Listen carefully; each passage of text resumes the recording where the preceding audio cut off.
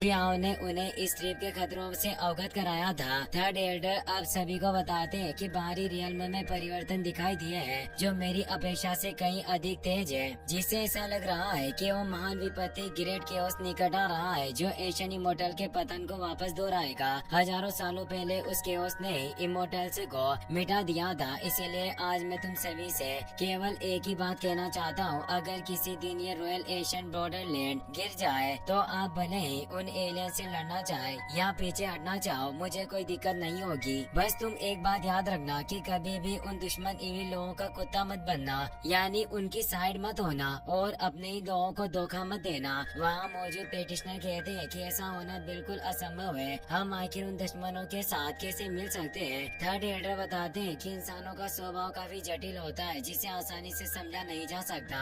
एक बार कुछ लोगों ने अपने कबीले के लोगों की जान बचाई थी, पर इसकी कीमत उन्हें एक जीवित लोगों से भरे हुए शहर को उन इविल लोगों को समर्पित करना पड़ा। कुछ लोग चरम सीमा पर पहुंचने की तलाश में रहते हैं, इसीलिए वो धार्मिकता का परित्याग करते हुए अपनी नैतिकता से विश्वासघात करके उन इविल प्राणियों के साथ मिल गए। पर कुछ लोग अपनी निजी शिकायतों की वजह से भी दुश्मन का मोहरा बनने के लिए तैयार रहते हैं और अपने ही लोगों को मारकर उनका मांस खाते हैं। निंग चुआन शियाओ को घूर कर देख रहा होता है क्योंकि सिंफुल ब्लड का वंशज होता है और वो सिंफुल ब्लड के लोगों को ही इन सब वजह का कारण मानते हैं। थर्ड एल्डर बताते हैं कि मुझे उम्मीद है कि आप सभी को मेरी ये बातें याद रहेगी। युद्ध में मरना बेहतर होता है इसके बजाय उन इविल लोगों के साथ मिलने से, क्योंकि एक बार अगर तुम उनके साथ मिल गए तो अनंत काल तक पापी कहलाए जाओगे। अब तुम सभी ने वादे के अनुसार परीक्षा को पास कर लिया है, इसीलिए अब तुम मेरे साथ मेरी त्याशन एकेडमी यानी ग्रेट हेवन गॉड एकेडमी में आ सकते हो। पर अभी हाल ही में एक white killing beast forbidden land के सील्ड एरिया में दिखाई दिया है। निंग चुआन उसे कुछ भी करके हासिल करना चाहता है क्योंकि इससे उसकी पावर काफी बढ़ जाएगी, पर जल्दी एक महान युद्ध छिड़ जाएगा। पर आप सभी को इस स्वर्ग से प्राप्त किरिन बिस्टे के अवसर को नहीं खोना चाहिए। तुम सभी अपने अपने लेवल पर उस किरिन बिस्टे की खोज कर सकते हो। अगर आप में से कोई भी उस व्हाइट एशियन किरिन को वश में कर सकता है तो मेरी एकेडमी निश्चित रूप से आपको उसके साथ कल्टिवेशन करवाने में बिल्कुल भी कसर नहीं छोड़ेगी। अब थर्ड एल्डर वहाँ से चले जाते हैं और एक पोर्टल को ओपन कर देते हैं जिससे सभी उस फॉरबिडन एरिया में जा सकते हैं। काओ यूशी शियाओ से बोलता है कि हम दोबारा मिल रहे हैं, वाकई कितना अच्छा है। अब हम चारों को साथ आगे बढ़ना चाहिए। ड्रैगन प्रिंसेस भी बोलती है कि वांग मैं भी देखना चाहता हूँ कि क्या तुम्हारे पास उस किरिन बिस्ट को वश में करने का मौका हो सकता है। विच एक पेटिशनर के साथ जा रही होती है। शियाओ से बोलता है कि क्या तुम हैंडसम ब्रदर को देखकर हमारी जीवन मरण वाली दोस्ती को भूल चुकी हो जो मुझे छोड़कर जा रही हो। विच हंसते हुए कहती है कि तुम्हें कैसी बातें कर रहे हो और वो वहाँ से चली जाती है। तभी शियाओ की नजर फेरी उचन पर भी जाती है। वो उसे कहता है कि क्या तुम हमारे साथ मिलकर काम करना चाहती हो, पर वो नहीं रुकती और आगे बढ़ने लगी। शियाओ बोलता है कि तुम्हारे उस हैंडसम फेस वाले अंकल ने मुझसे भीख मांगी थी, इसीलिए मेरा दिल भी अब नर्म हो गया है, इसीलिए मैं भी अनिच्छा से तुम्हारी देखभाल करना चाहता हूँ। पर फेरी उचन को स्वर गुस्सा आ रहा था क्योंकि शियाओ से चिढ़ा रहा था। वो उस टेलीपोर्टेशन एरिया से निकल जाती है। शियाओ अपने साथियों को बोलता है कि अब हमें भी निकलना चाहिए और अब वो भी उस जगह से निकल जाते हैं। युआन रेन डिस्ट्रिक्ट के सील्ड एरिया का सीन दिखाया जाता है जहाँ किरिन बिस्ट घूम रहा था। निंग चुआन भी वहाँ चुका है, उसके साथ सोर्ड वैली का जीनियस गु जियान यून भी होता है। वो दोनों लगातार आगे बढ़ रहे थे पर तभी एक जाइंट बॉडी उनके सामने आ जाती है जिसने उनका रास्ता रोक लिया। निंग चुआन और गु जियान यून उससे फाइट नहीं करते और एक पत्थर के पीछे आकर छिप जाते हैं क्योंकि एक सुप्रीम कोर्स यानी एक प्राचीन लाश है। ये जगह वाकई काफी ज्यादा खतरनाक होगी। वो जाइंट बॉडी उस जगह से निकल जाती है। निंग चुआन गु जियान को बताता है कि अगर हमने एक कदम भी गलत उठाया तो हम बुरी तरीके से खत्म हो सकते हैं। गु जियान उसे कहता है कि भाई निंग चुआन, तुम्हारे पास जो किलिन बीस्ट का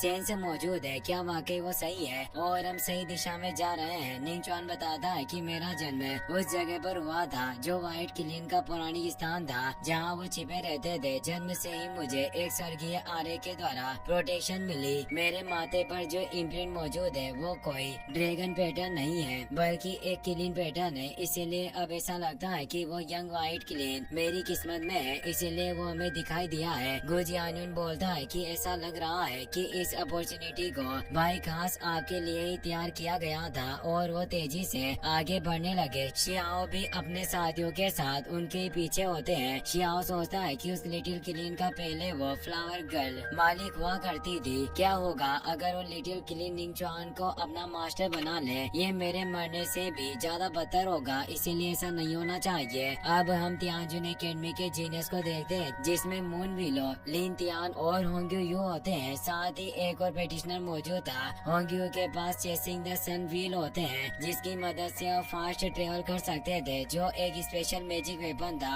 होंग्यू शियाओ को बोलता है कि तुम निचले रियल्म के जंगली लोग वास्तव में काफी दयनीय हो, जो तुम्हारे पास एक अच्छा जादुई वाहन भी नहीं है और तुम मुझसे आगे निकलना चाहते हो। शियाओ अपने पास मौजूद तियानजुन एकेडमी के उस रथ को बाहर निकाल लेता है, जो 5 कलर ब्रॉन्ज चैरियट होता है। वो लिंटियन मास्टर लेवल का आर्टिफैक्ट था, जिसमें बैठकर शियाओ और उसके साथी आगे बढ़ने लगते हैं। होंग्यू यू के साथ मौजूद पेटिशनर बोलता है कि आखिर इन लोगों के पास ये 5 कलर दिव्य कांस्य रथ कहाँ से आया होगा। काओ शेंग कहता है कि अगर तुम आगे बढ़ना चाहते हो तो तुम पहले हमें पकड़ कर दिखाओ, और वो तेजी से उस माउंटेन के अंदर जाने लगते हैं। मून विलो लेतियान से कहती है कि ये रथ मुझे काफी परिचित लग रहा है। लेतियान खांसते हुए उसे चुप रहने की बोलता है। होंग्यू कहता है कि तुम सभी चिंता मत करो, मेरे पास हमारे सेठ का खजाना है, जो एक फेरी बॉडी वाला स्फीयर है, इसीलिए उस स्फीयर के साथ मैं निश्चित रूप से उस कालीन बिस्टी के खून पर कब्जा कर लूंगा, और लिन तियान उसकी मदद से मैं तुम्हारे मेरिडियंस को साफ करने में मदद करूंगा। अब वो भी तेजी से आगे बढ़ने लगते हैं। गो जियान्यू को भी एहसास होता है कि कई सारे पेटिशनर उनके पीछे आ रहे हैं, और निंगचुआन से बोलता है कि कहीं ये लोग आपका फायदा न उठा ले।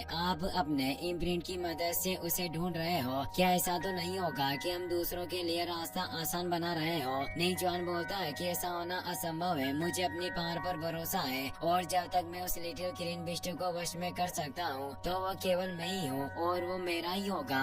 अब वो एक जगह पर आकर अपनी क्लीन एनर्जी को फैलाने लगता है, ताकि वो व्हाइट क्लीन बिस्ट को बाहर बुला सके। इससे वहाँ मौजूद माउंटेन में रास्ता हो जाता है, पर तभी शियाओ उसे 5 कलर कांस्य रथ से तेजी से उस माउंटेन में चला जाता है। निंगचुआन कहता है कि आखिर ये कौन होगा जो मुझसे आगे निकलने की हिम्मत कर रहा है। होंग्यू और उसके साथी भी उनके पीछे चले गए थे, इसीलिए निंगचुआन भी जल्दी से उस माउंटेन के अंदर चला जाता है। अब हमें उस माउंटेन के अंदर उस ग्रीन बिस्ट को दिखाया जाता है। सबसे पहले निंगचुआन गो जियान्यून के साथ वहाँ पहुँच गया था, और अब बाकी पेटिशनर भी वहाँ गए थे। निंगचुआन बोलता है कि सभी को शांत रहना होगा, वरना वो व्हाइट क्लीन बिस्ट डर जाएगा। व्हाइट क्लीन बिस्ट सामने आ जाता है। निंगचुआन अपने हेड से क्लीन की आभा को रिलीज करने लगता है। ये देखकर शियाओ को विश्वास नहीं होता कि ये निंगचुआन क्लीन की आभा को आखिर कैसे उत्सर्जित कर सकता है। निंगचुआन अब प्यार से लिटिल क्लीन को अपने पास बुलाने लगता है। क्लीन बिस्ट प्यार से उन्हें देख रहा था। निंगचुआन मुस्कुराने लगता है, क्योंकि उसे लग रहा था कि क्लीन बिस्ट को पसंद आ गया, और वो तेजी से उसकी तरफ आने लगता है। शियाओ कहता है कि लिटिल क्लीन तुम इसके हाथों मूर्ख नहीं बन सकते।